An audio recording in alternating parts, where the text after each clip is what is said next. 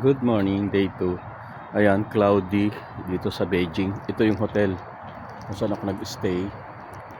Kaya lang, second floor lang ako, kaya hindi abot ang baba. Ayan, ito yung likod ng hotel na pinag-stayhan ko. Ito yung view niya sa likod. Ayan. Second floor lang kasi ako, kaya hindi ko kita kung anong mayroon dito sa likod ng aking accommodation ng hotel. Ayan, ito. Mga hotels din ito, ikot. Ayan. Mga hotels din yan. Taas pala nun sa nakuha kong hotel. Ayan.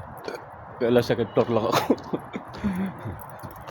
Ayan, dito ako nakakuha ng food ko kahapon. Kasi hanap ako ng food. Wala akong makita. Since may 7-Eleven naman, kaya lang walang rice. So kahapon maghapon ang pagkain ko ay bread lang.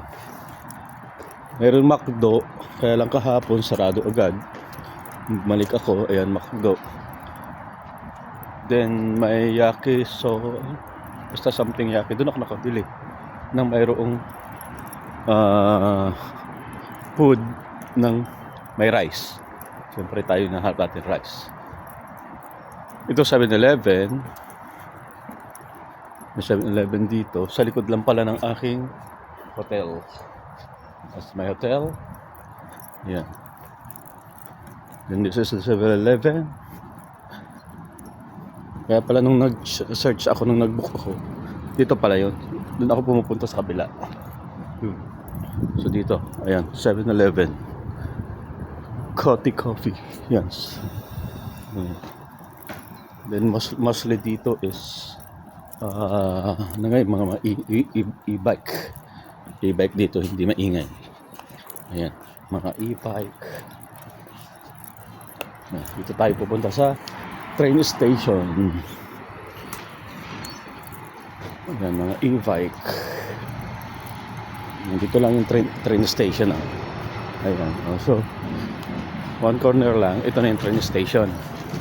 Now we are going to Great Wall of China. Ayan, may luluto ng siopaw. Mostly siopaw. Hindi wala ka sa China kung hanapin mo ay rice. Siyempre, siopaw.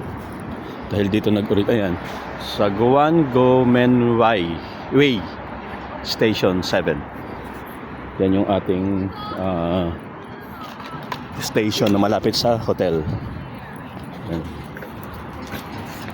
Ayan, kita nyo mga bike, mga magkanya yan.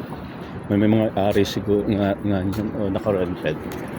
Ayan, this is Pagi morning. Yes, see, this is the highway. It's very Pagi morning, as you can see. Ayan, Great Wall of China, I think kung makakasakay ako or what. No.